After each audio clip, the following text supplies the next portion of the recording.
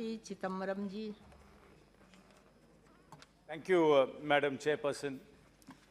I was hoping that the Sports Minister would be here, but I can understand his state of mind, especially after what has happened in his home state. So I'm sure somebody else will take notes on his behalf. Madam, we are not a sporting country. We are not a sporting society. If you think back, does any family, if you look at the family activity, what do families indulge as a family activity?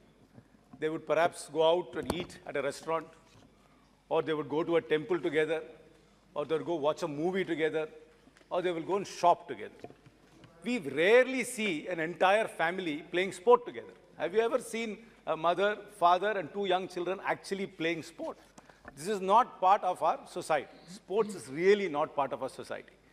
And our educational system, which is based on this exam, tuition, and homework, is the greatest impediment for the growth of sport in this country. I have very few concrete suggestions, which I hope the government will take into account. First, there should be no school, whether private or public, or government school, which can function legally without having a sports ground of its own. That is the first step. You must give access to playing fields.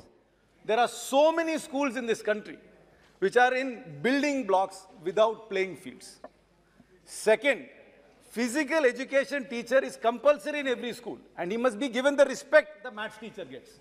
He must be given the respect that the chemistry teacher gets.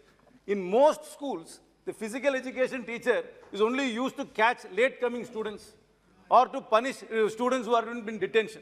There is no respect for physical education teachers. First step is to start the society, the educational system must start respecting the physical education teachers.